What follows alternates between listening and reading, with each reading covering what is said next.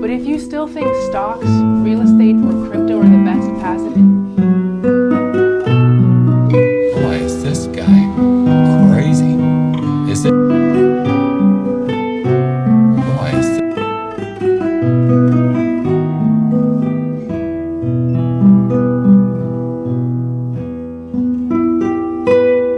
Pretty straightforward. The abuser monopolizes your attention.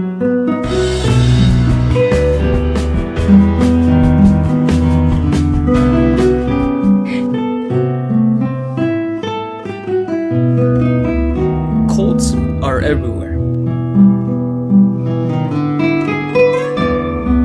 Cults are everywhere. And if you are not careful,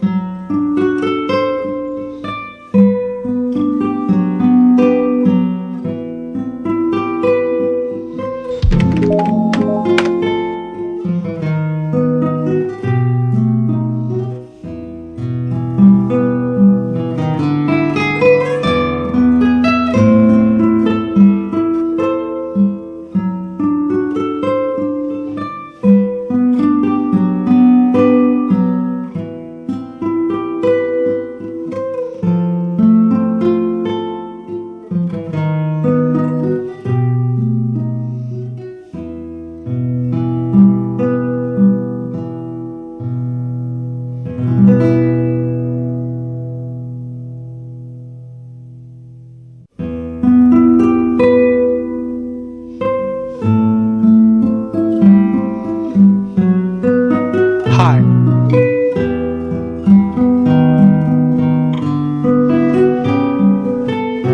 This is what I needed to know.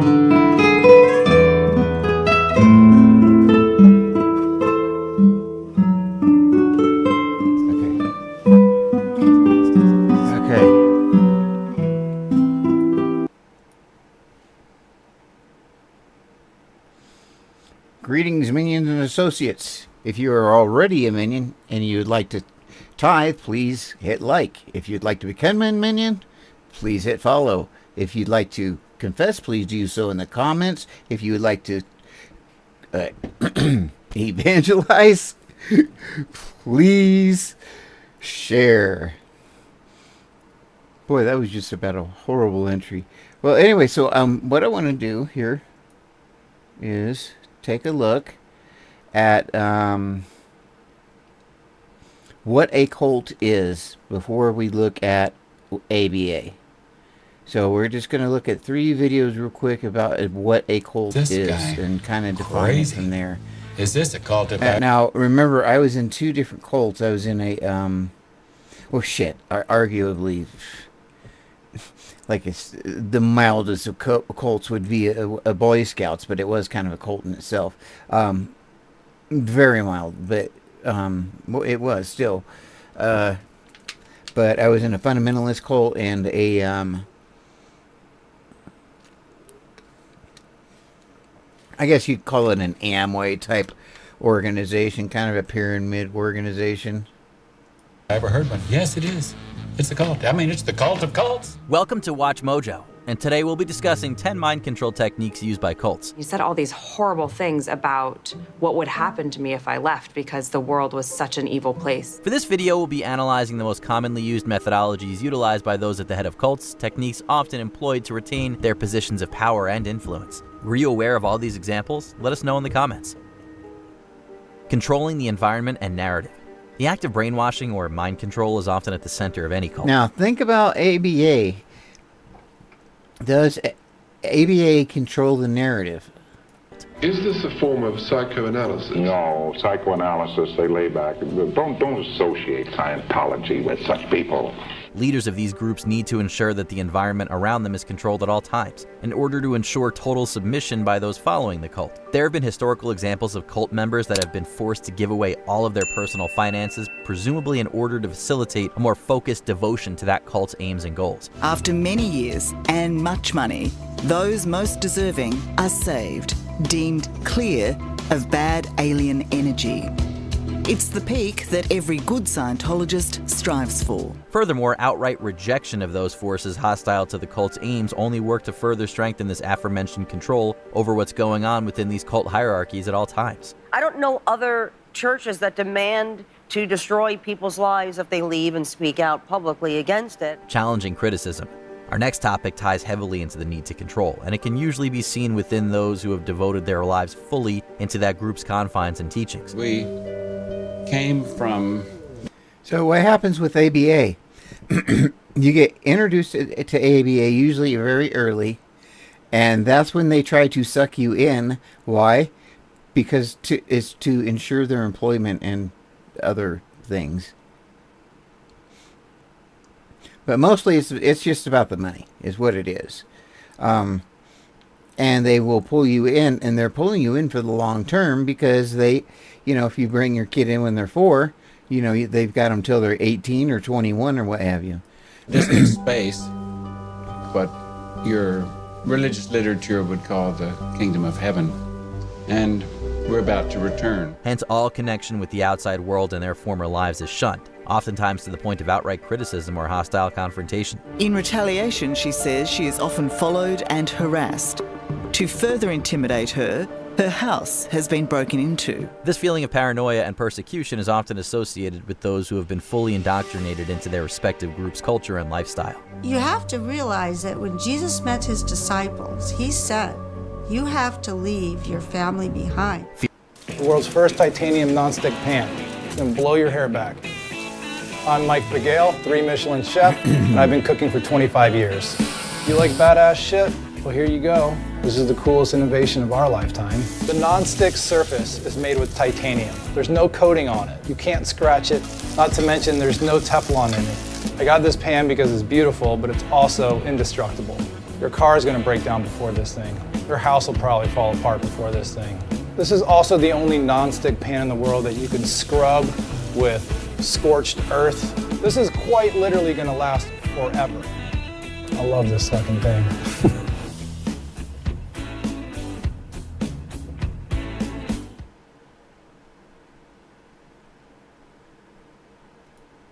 Fear of punishment. Another aspect of mind control that often comes up when discussing cults is fear of punishment and the system of punishment and reward. The brainwashing was so effective, and of course the punishment and reward. Now, that's used directly in ABA, literally on the kids, but it's also used on the parents. They are ridiculed or whatever, or the idea of not doing ABA is often okay, do I have a mic on?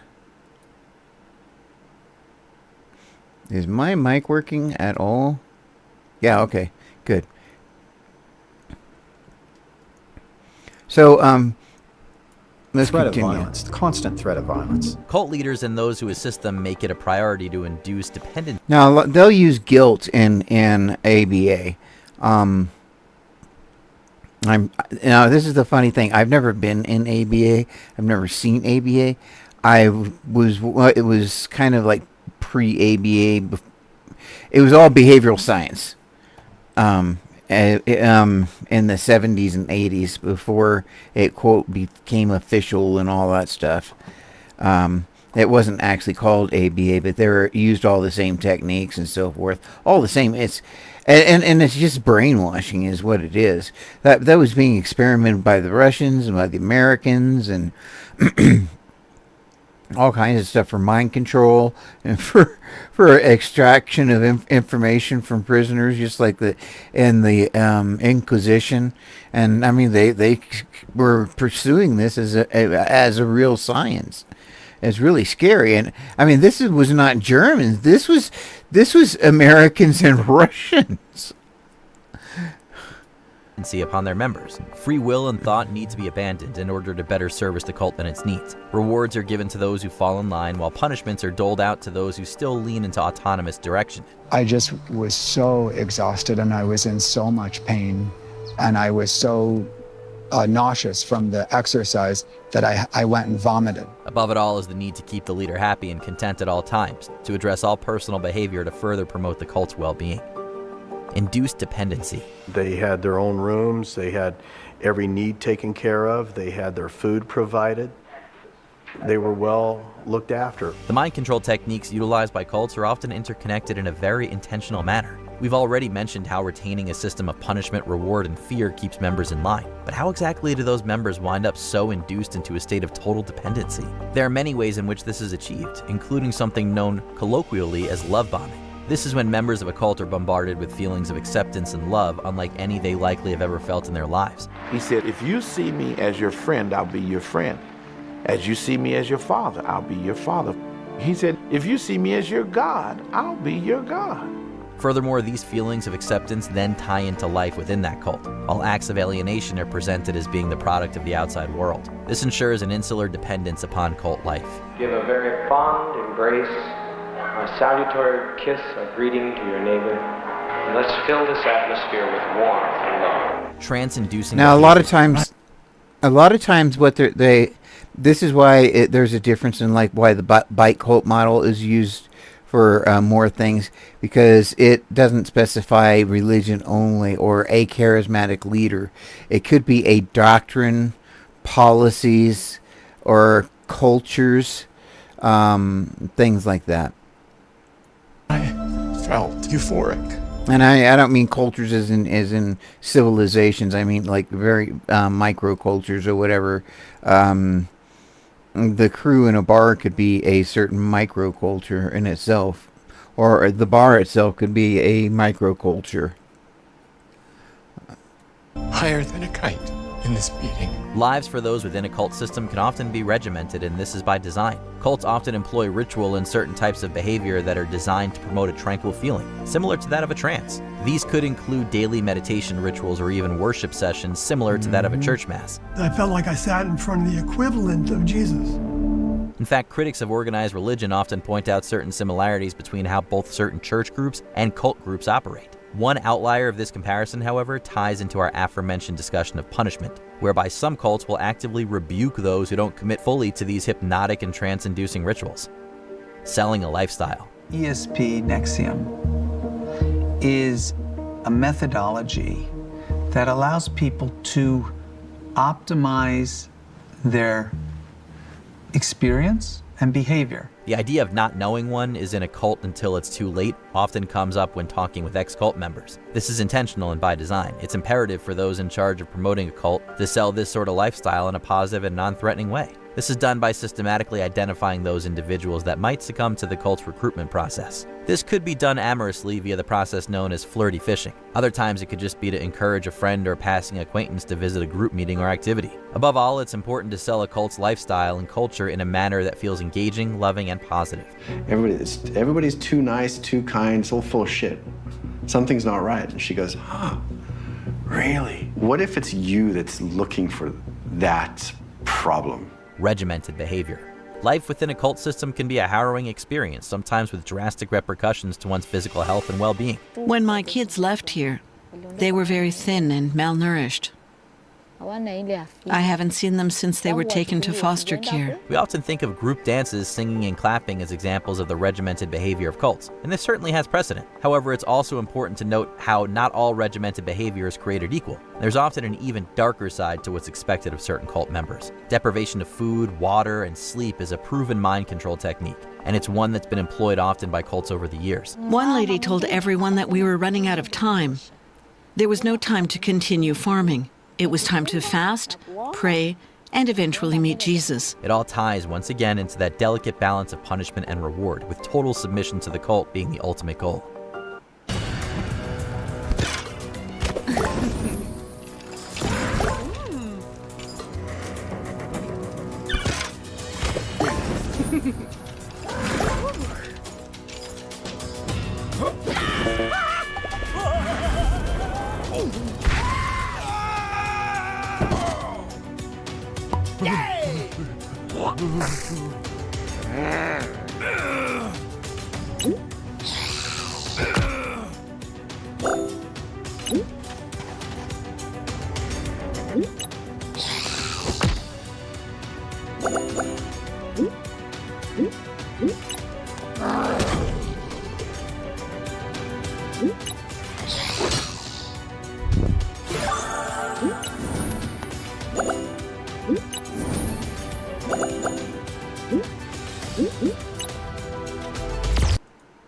Gaslighting. Okay. People play games, friend.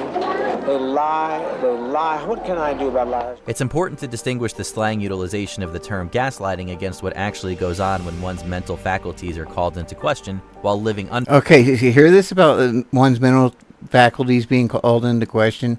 This is where you're going to start hearing things like, oh, well, you know, ABA is the one only, what is it, science, how do they like to say it? They always, evidence-based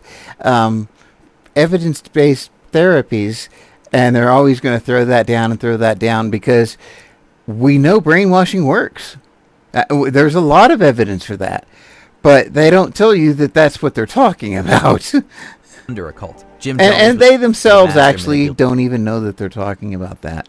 Later, of people who use gaslighting techniques to brainwash hundreds into following his orders at the Jonestown compound in Guyana. Started as an effort by a charismatic preacher to build a new society, but it ended, of course, with the tragic deaths of more than 900 people. For cult leaders, it's imperative that everyone under them lose that autonomy of thought. That mental subservience is given to those atop the cult's hierarchy. David was our Christ, giving us the truths from God. Cult members, as a result, are often assaulted with manipulative behavior that's designed to undermine their perception of reality at all times.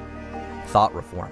Just as gaslighting serves as a tool within the cult leader's arsenal of weaponized emotional manipulation, so too does thought reform come into play as a blanket catch-all for total control. Cult leaders direct the narrative and utilize techniques such as visual or auditory propaganda to further reform and mold the thoughts of cult members. It's common for the person who is awakening for his life to begin to fall apart, or her life to begin to fall apart. The condition of Stockholm Syndrome can then be initiated, specifically with regards to how cult members lose their sense of selves after living under a cult's rules. This is the ultimate goal of the brainwashing techniques employed by cult leaders to ensure docile and obedient followers at all times. No regrets. It's been such an accelerated growth experience that no matter what happens. And everything is always Stockholm Syndrome can then be initiated. Everything is always attributed to God or to the cult or the church or ABA. Everything good is always attributed to it, and then if there's anything negative, it's because you didn't do it enough or you didn't do it right. With regards to how cult members lose their sense of selves after living under a cult's rules. This is the ultimate goal of the brainwashing techniques employed by cult leaders to ensure docile and obedient followers at all times. No regrets. It's been such an accelerated growth experience that no matter what happens, I could never regret taking this move. Before we continue, be sure to subscribe to our channel and ring the bell to get notified about our latest videos. You have the option to be notified for occasional videos or all of them. If you're on your phone, make sure you go into your settings and switch on notifications. Because we all want Isolation. clowns. He said all these horrible things about what would happen to me if I left because the world was such an evil place. This is probably the most important mind control technique within a cult leader's arsenal. Talk of isolation comes up again and again when researching life under a cult, an intrinsic link between those at the top and those following their orders. And how would they do that in ABA? How would they isolate? Cult members are instructed to leave their former lives behind. They're going to tell you, and I've said this time and time again, one of the things that if you ask about the actually autistic community and you say, I've heard that, you know, that some people are against ABA, whatever, they're going to be, oh, well, there's just a few. And you know what? There's always a bad apple here. And so it just got a bad reputation. And they're going to blow it off, something like that.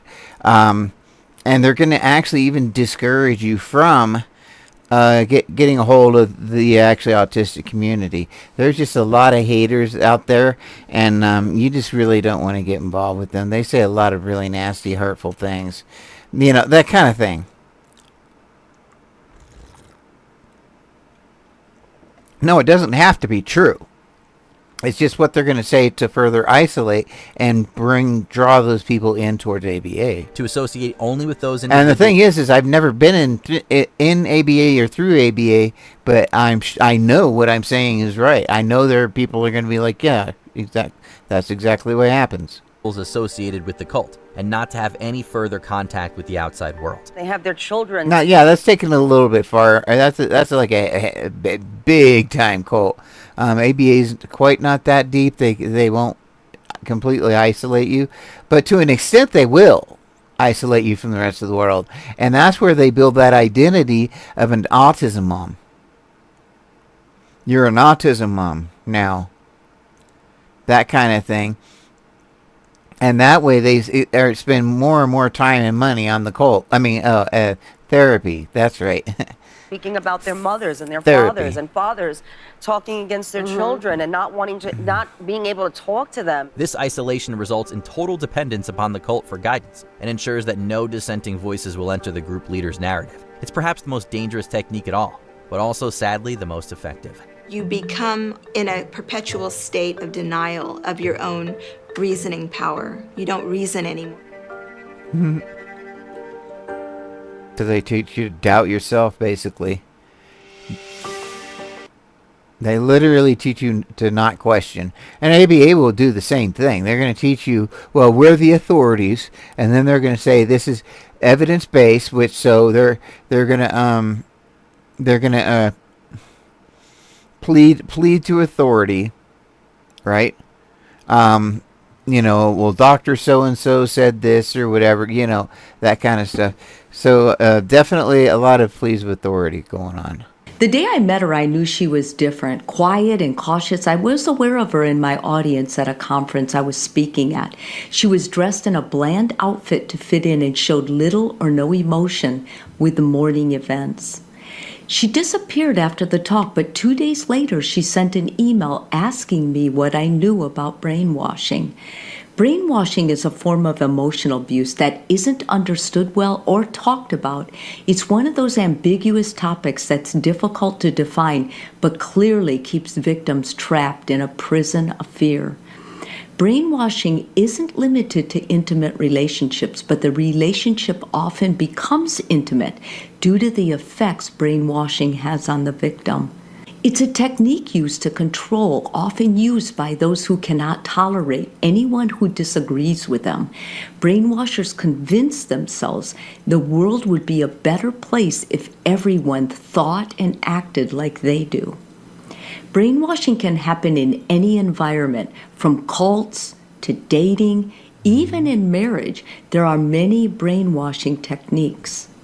For example, gaslighting, a term coined in the 1930s that has become popular lately, is a technique that makes the victim lose all confidence in themselves and question their own sanity. In the first video, I'm going to give you 7 other tactics an abuser may use to gain control for brainwashing. In the second video, I'll explain why victims succumb to brainwashing and how a victim can escape a twisted false reality.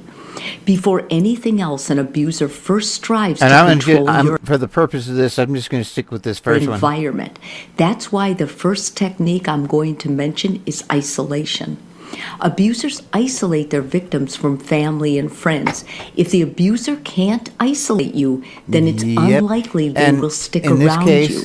Therefore, if you have a close support network, they will not succeed. Friends and family will point out things they don't like. Look at that. She's in a Victorian home. You can see just about the abuser or how you act around the abuser. Essentially, your support network is your reality check against what the abuser wants you to believe. So here are some signs that an abuser is trying to isolate you. They find fault with your friends or family, making unless that was like fake Victorian stuff. You feel like you don't want to be like them or be with them. They act jealous of others and accuse you of being sexually attracted to people you encounter, causing you to want to go out less. They introduce you to another group of friends who they say are superior to your friends.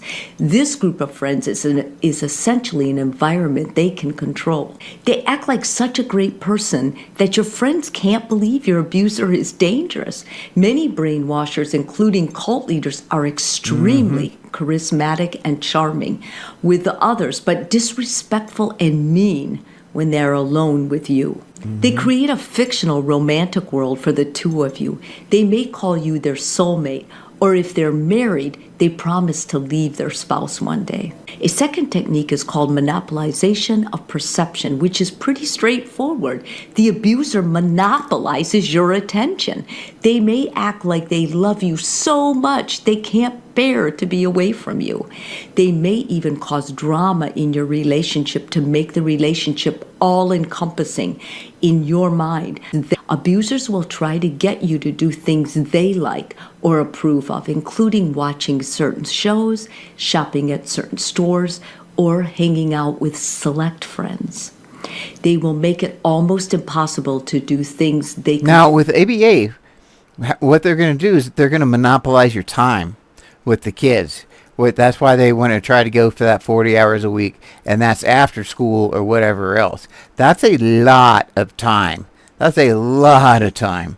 They're going to want to definitely monopolize the time and so forth. And they're going to want you to be dedicated to the ABA and not miss your categories or anything else like that, because then they'll lose money.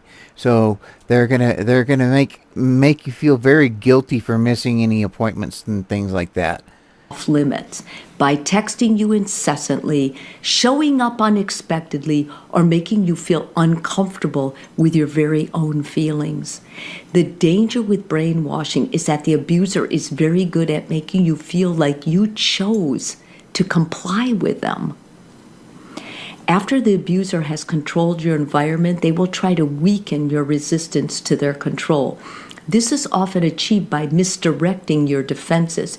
You become exhausted with your own introspection and you give in. The abuser may announce certain emotions are unacceptable. And so this is going to just be them further reiterating the autism mom thing, that entire culture of you taking on a identity as an autism parent.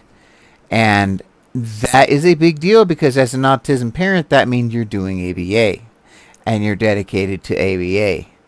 I know that sounds really weird, but that's how it is. Or make fun of you. And like I said, I haven't even seen it for myself, but I know exactly how they're going to operate. No, exactly. For feeling certain things. Nobody's even told me this stuff, but I'm just telling you. Say that you have no right to be angry or frightened, to cry, or to find humor in anything other than sarcasm. They keep you busy meeting their high standards of beauty, cleanliness, holiness, or parenting. They may add responsibilities to your life that are above and beyond what is usually expected in a healthy relationship. They may threaten to do something that you don't like or make you feel horrible, like abruptly leaving a family event or saying something embarrassing in public. Abusers may also give impossible or unreasonable ultimatums. Not everything is cruelty and conflict with an abuser, though. Another technique of control is offering occasional indulgences. They may do something especially kind or allow you temporary freedoms for being good or complying with their demands. In the cycle of abuse, the period of indulgences is known as the honeymoon period, which follows an episode of intense emotional, verbal, or physical abuse. These intermittent treats happen when the abuser feels they're pushing you too hard and senses that you've had enough or are gaining insight into their pathology. Most abusers stalk you during the relationship by using their friends or even your own family and friends. They take credit for good things that happen to you. Your abuser may seem like he or she is everywhere and you do not have 1 second to yourself. Abusers also display omnipotence by berating you. Nothing you say or do will stop the verbal punishment, and you begin feeling as though you deserve it. Your abuser will find a way to destroy all joy in your life unless they are the ones providing it in the occasional indulgences I mentioned. Even the simplest of hobbies like gardening and drawing will be attacked because your abuser does not want you to express yourself in any way. To remove the joy associated with a hobby, they will control how you do your hobbies. They point out what's wrong with the way you do it, like if you're using the wrong paint or the wrong fertilizer. Soon, you don't enjoy anything because you're convinced you aren't good at it. The last technique I'll mention is if the victim confronts or resists the brainwashing, the abuser will immediately degrade them. Abusers will make the victim feel humiliated, worthless, or inferior. Victims often stay victims because they believe complying with their abuser will preserve their own self-respect. They will go against their own values and integrity to avoid being degraded by the abuser. The 7 techniques I mentioned have a detrimental effect on the victim's self-worth. The brain is washed clean of any healthy, independent thinking, and any positive relationships you once held so dear to your heart will be cut off. Rarely can the victim see reality clearly at this point. However, if you're a victim of brainwashing, I'm telling you, you can get out and you can reverse the effects. In my next video, I'll show you how to escape a false reality and reclaim yourself. Remember, change your reaction. All that stuff's change true. Your world. And it's very true with the narcissist.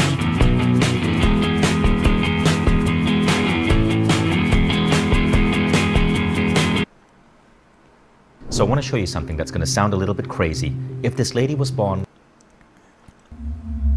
Cults are everywhere. And if Okay, so I think this is the last one on what a cult is and kind of identifying it, because I just want to get a general flavor here, and this is different people's ideas, not mine. you are not careful, you can fall for one too. In this video, I'm going to show you 3 ways to easily identify a cult, and what you can do if you are approached by a cult member in your daily activities. But first, how can we tell if a particular group is actually a destructive cult? Combating cult control helps us answer this question. Organizations that practice mind control have very specific characteristics that undermine individual choice and liberty. These involve leadership, doctrine, and membership. So let's start with leadership. Who is the leader of the group in question? What was their life like before their involvement in the group? Their upbringing, their education, and... Now this is going to be the BCBA or whatever it is, usually, or the medical group or what have you, the quote authority. Whoever the ABA authority is the one that, and that could just be the doctrine itself.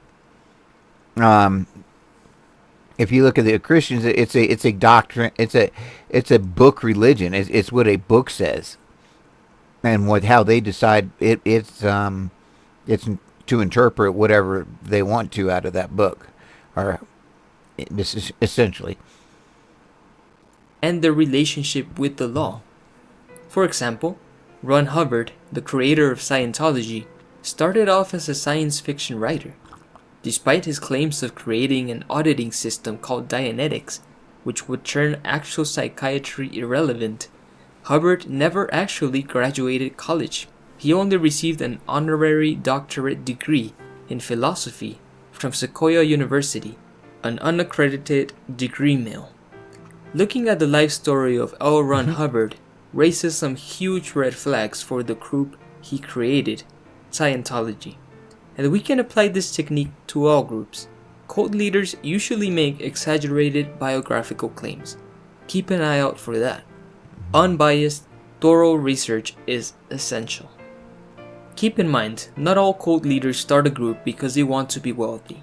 Some simply enjoy the attention and the feeling of power that comes with the position. For example, Reverend Jim Jones, orchestrator of the infamous People's Temples massacre, started as an ordained minister, highly regarded by his community. Jones had a long history of helping the poor, but somewhere along the way, Jones' mind became more and more deranged. Power is addictive. Steve Hassan lists 3 things that make cult leaders especially dangerous: their psychological instability, that they actually believe their own propaganda, and that they surround themselves with fellow cult members who will always agree with them. And that's exactly what happens in ABA. The ABA people surround themselves with other ABA people, just like any other cult would, or any other religion. They surround themselves by people, the yes men, that all agree with them about ABA. And a lot of the BCBAs and therapists or whatever may believe their own propaganda. Absolutely. Creating a nauseating echo chamber. And that's a big problem, because when they do believe their own propaganda, they're like, oh, well, these people, they aren't the experts. We're the ones that are educated, not them. So how the hell would they know? They're just going off of whatever people say on the internet. See how they can justify, so they can basically, that it puts them in a position that they are no longer in a position to be able to learn. They're incapable of learning after that, because they have already decided that they are smarter than everybody else, and that they know more than everybody else. And by rights, that should be the case if the world was a perfect world. But it's not, by any means. And it is their fault for not checking out the other side and finding out why. So that is literally their fault for not checking it out. Genuinely believe, and they'll say they did, but you'll find that they actually did not. And they would do anything to defend this belief, no matter how many people they hurt along the way. Another useful thing you must investigate is the criminal history of the leader. Has the group leader ever been arrested? If so, what were the charges? Joseph Smith, the founder of the Mormon Church, was a convicted fraud years before starting his church. Ronald Hubbard had convictions for check fraud, leaving a baby unattended in a parked vehicle, and pretending to be a medical doctor. With the internet, it's easier than ever to investigate prominent figures. Just type their names on Google and then type the word crime or scandal. Google never forgets. Although not all cult leaders have a questionable backgrounds, investigating is an essential part of identifying high control groups. Also, ask yourself, how is this group organized? Is power concentrated on top, like a pyramid? Or is there a system of checks and balances to keep people accountable? Not all cults have a single person on top. Some cults have a board of directors who act as one body. But if the guys on top have complete authority over those below them, this might be an indication you're looking at a cult. The second thing you want to look out for is the doctrine. And by doctrine, we don't mean to judge a group's beliefs based on whether we agree with them or not. Outside groups might believe things which we might consider heretical or silly, but this doesn't mean they're a cult. What we want to focus on is groups with oversimplistic, black and white ideologies. These groups categorize everything under two camps, good or bad, us versus them. The worldview of a member of the Moonies was very us versus them. We are the chosen, we are the elite. We're gonna take over the world. Only Korean will be spoken, all other religions will be abolished. Something which is absolutely key is honesty and transparency. Any group's beliefs should be freely disclosed and publicly available before an individual is pressured to join the group. Ask yourself, does this group have a separate outsider and insider doctrine? Do they hide part of their beliefs in order to appear more palatable to the outsider? Yes. Let's use Scientology once again as an example. Scientologists This is the things that you got to ask yourself if you've been through ABA or if you've seen it. But they also have I doctrines haven't, and but special I'm knowledge saying, which is only available I bet you every to one of high-level these things is in there. recruits who spend I guarantee thousands it of is. dollars on special I know courses. it is. Reaching the highest level of Scientology, known as the Operating Thetan Level 8, will set a cult member back thousands of dollars and months of their lives. The example doesn't have to be this extreme, however. The Jehovah's Witnesses, another notorious American cult, do not have hidden doctrines at the level of Scientology, but they do apply deception in making their teachings more palatable to the public. If you go to the frequently asked questions section of their website, jw.org, you'll find the question, do you shun those who used to belong to your religion? The organization states, those who were baptized as Jehovah's Witnesses but no longer preach to others, perhaps even drifting away from association with fellow believers, are not shunned. In fact, we reach out to them and try to rekindle their spiritual interest. Although technically not a lie, this is still a highly misleading answer. Here the organization is not referring to disfellowship members, the subject of the question, rather they're referring to inactive members. An outsider will be unaware of the difference and assume that Jehovah's Witnesses don't shun former members when this couldn't be farther from the truth. Cults are willing to lie and mislead the public like this because the ends always justify the means. Legitimate organizations don't change their doctrines to deceive the public. I saw war. I saw bombing. I saw shooting. The final and most important way to identify a cult is by looking at its membership. Membership has three components: recruitment, group maintenance, and freedom to leave. The basic feature of most cult recruitment is deception. This includes outright lying, leaving out important information. And this is exactly what the ABA does. They will out and out lie or withhold the fact. They'll say, well, yeah, there's there's always some bad apples, or there's some autistics that don't like ABA, that had, bad experiences, but, there's always somebody somewhere that, does things wrong. And so, you just can't blame that on all of everybody, all of ABA. I mean, come on. But what they don't say is that these questions and that these issues are ongoing. They're always ongoing. So that's what we got to keep in mind. Or distorting information. Oh, then they absolutely do. They'll just say, and they will try to discourage you from getting involved with the actually autistic community, because they don't want you to know what the actually autistic community thinks about Autism Speaks and ABA. Cults operate on the assumption that outsiders are too ignorant to recognize what is best for them. Cult recruiters take it upon themselves to make decisions for potential recruits, since they don't have access to the truth that only the group enjoys. Information is usually kept at a minimum during the earliest stages of recruitment, gradually increasing in dose as an individual's critical functions are worn down. Because if the recruiter was to share their entire belief system right from the start, Yeah. the potential recruit would probably be turned off. Yeah, they would by probably this. run. Most cult recruiters will deny that they are trying to recruit anyone at all.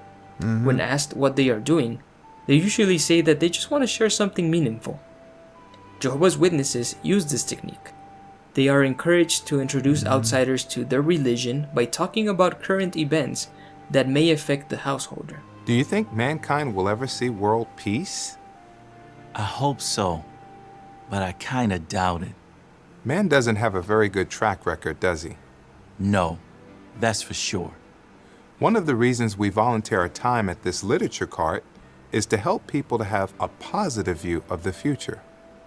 What do you think? How can we know the future?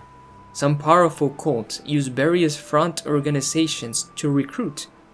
The Unification Church, also known as the Moonies, was extremely wealthy back in the 80s, using organizations such as the Universal Peace Federation, CAUSA, CARP, Freedom Leadership Foundation, and many others. These organizations were not explicitly religious, but they would slowly indoctrinate potential converts by pretending to be something else. The average citizen would have no idea these organizations had a direct connection with the Moonies. When and why did you join? So I was 19, I was gonna graduate, I was gonna be a poetry writer, but my girlfriend dumped me and I was lonely. 3 women flirted with me, and I remember asking at one point, are you part of some religious group? And they said, oh no, not at all. And they invited me over for dinner and they're like, hey, we're going away for the weekend, it's gonna be so cool, you need to come. And I was very naive and trusting, and everyone was smiling and sincere and warm, and I was just like not getting that this was a cult, this is how they operate. A recruiter aims to extract as much information as possible from a potential recruit. They hone in on their weaknesses and opening to introduce the doctrine. Maybe the target has experienced a recent tragedy or divorce, or is a newcomer to the community. The recruiter will try to make the target comfortable so they can disclose their life story to them. On the other hand, the recruiter discloses as little information as possible about their personal lives or about the cult. Information only flows one way. A vulnerable person might get the impression that they just made a new friend. But in reality, friendships take time to develop after slowly sharing and receiving personal information with your friend. Once the potential recruit has been drawn into a feeling of friendship, he is invited by the member to a cult function. It could be a church meeting or a sales seminar, depending on the type of cult we're dealing with. The recruit will not be encouraged to embark on a mindful analysis of the invitation. Once he is in the cult function, he will be hit with a great deal of pressure, both overt and subtle, to make a commitment as soon as possible. Once the recruit has been drawn into a commitment, the real indoctrination can begin. If you sleep on your side, I bet you hate your pillow, and this is why. They might be as fluffy as a cloud, but they just don't support your head. So you... And you see how this starts at the very, very beginning. And that's going to be, you're going to be love bombed. All these things are going to happen in ABA as soon as you show up there. It's going to be exactly how they do things. Recruit new members through the use of mind control techniques. Yep. For mind control to be effective, a cult has to gain as much control as possible over the experience of the new recruit. The recruit will be broken down and given a new identity. This doesn't always mean that they will be given a new name or a new place to live. Rather, their personality will change drastically. His clothing, his speech patterns, behaviors, even their sense of humor. Previous interests and goals might be abandoned because they are no longer important. This drastic personality change will be noticed by the recruit's immediate family, much to their dismay. Mum, listen. No, Jade. You listen. Isn't this just another of your phases? It's time to move on, love. The holidays are our time. It's all I get from you. Promise me you'll be here. Promise.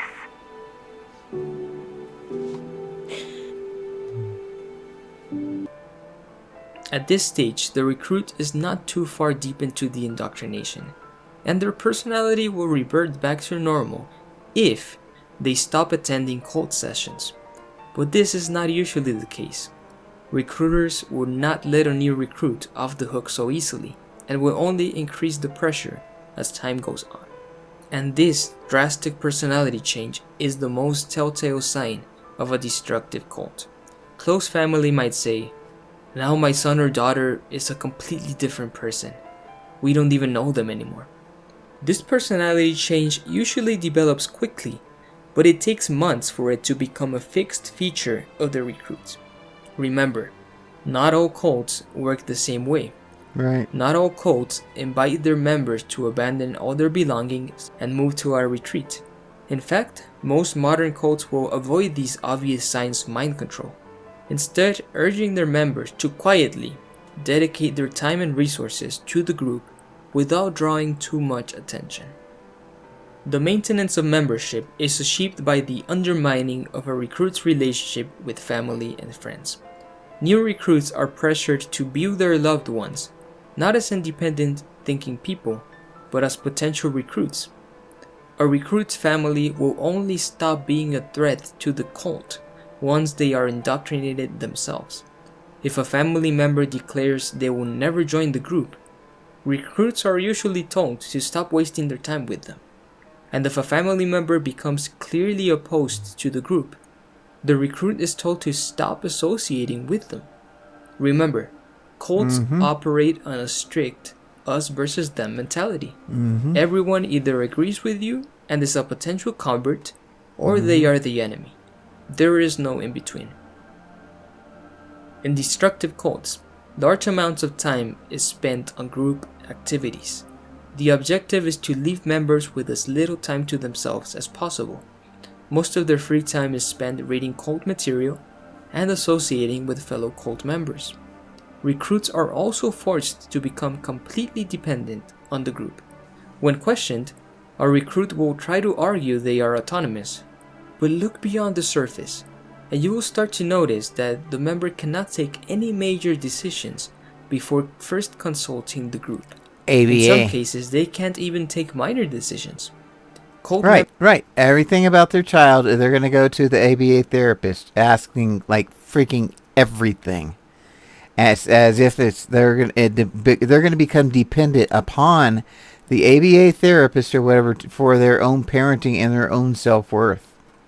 Members will usually seek permission for things which outsiders usually take for granted, such as attending a wedding or a funeral.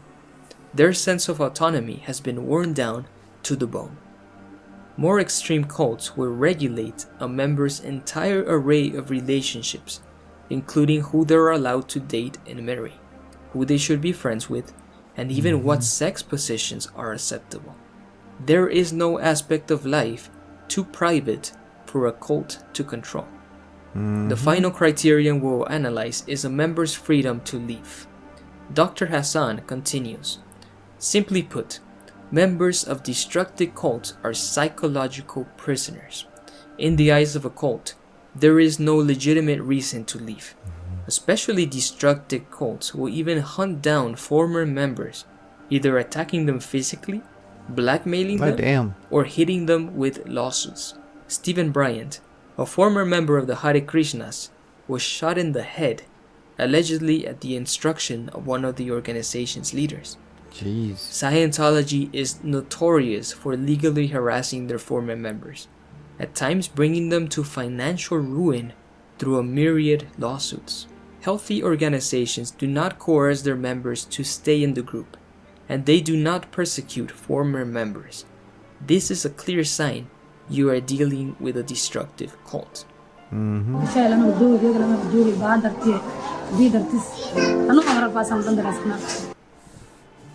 Again, I cannot stress this enough. Cults come in all shapes and sizes. Some cults are more destructive than others.